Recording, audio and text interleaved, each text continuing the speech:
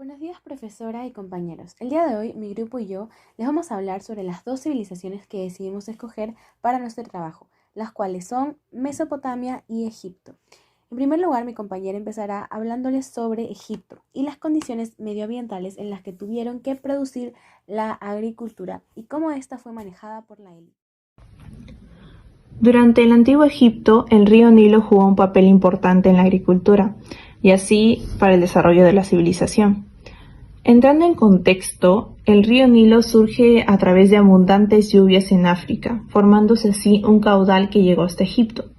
Por ello, muchas civilizaciones se instalaron a su alrededor, pues en épocas de lluvia el río Nilo se incrementaba y cuando se retiraba dejaba tierras fértiles y proporcionaba limo, un fertilizante idóneo para la agricultura.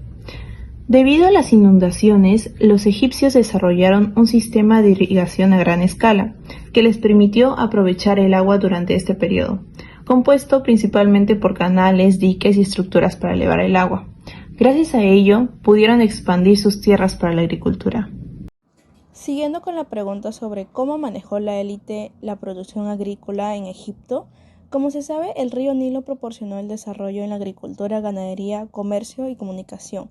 El gobernador, en este caso un faraón o sacerdote, era el responsable de ejercer un control sobre la gestión del río Nilo, como el sembrado, distribución de riego y la cosecha, y etc., pues esta era la clave para el funcionamiento del sistema. Además, el pueblo debía entregar parte de sus cosechas al faraón en manera de impuestos.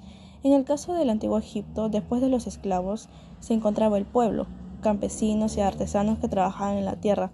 Asimismo, los campesinos representaban el 90% de la población y estos se dividían en dos: braceros y pequeños propietarios. En el caso de los braceros, recibían un pequeño sueldo trabajando para los dueños de las tierras, los cuales podían ser del faraón o en un templo.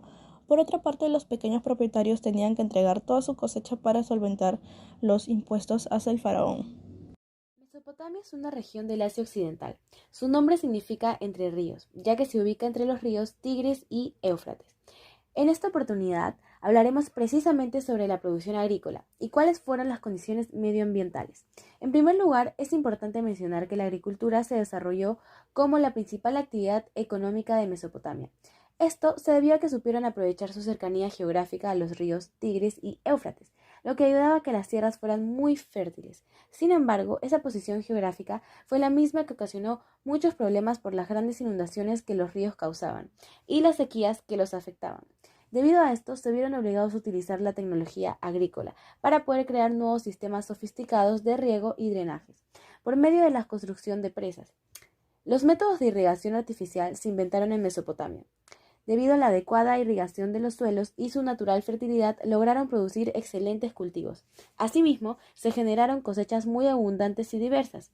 Se puede decir que cuando estos pueblos dejaron de ser nómadas y se convirtieron en sedentarios, dieron origen a la agricultura. ¿Cómo manejó la élite la producción agrícola?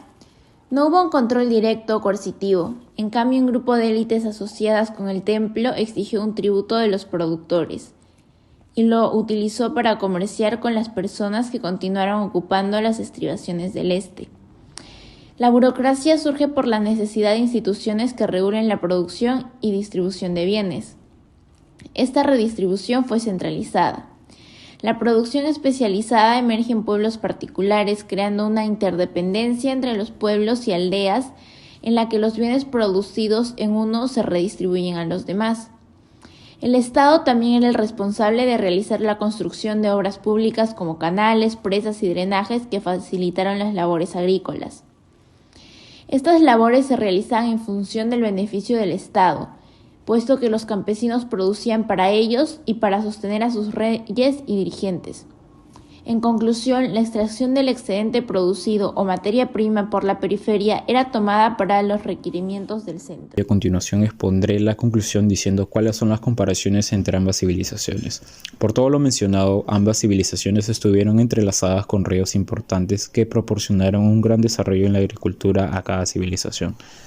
Por ejemplo, el río Nilo de la civilización egipcia fue muy importante ya que los egipcios aprovecharon el agua durante su periodo por las constantes inundaciones. Del mismo modo, el río Éufrates y Tigris de Mesopotamia fueron importantes porque allí se inició la revolución neolítica. También tenemos que en el manejo de la producción agrícola en la civilización mesopotamia No hubo un control directo o coercitivo, es decir, no hubo restricciones, impuestos directos y nadie se vio obligado a producir. En cambio, en la civilización egipcia, el faraón era responsable de ejercer un control sobre la gestión del río Nilo. Además de ellos, los pueblos en esta civilización debían entregar parte de las cosechas al faraón en manera de impuestos. Finalmente, la semejanza encontrada entre ambas civilizaciones es que todas las labores agrícolas se realizaban para el beneficio de sus gobernadores. Por ejemplo, en Mesopotamia era en función del beneficio del Estado.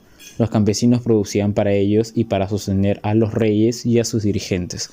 Por otro lado, en Egipto, en el caso de los braceros, trabajaban para los dueños de las tierras, los cuales podían ser para el faraón o en un templo. Muchas gracias.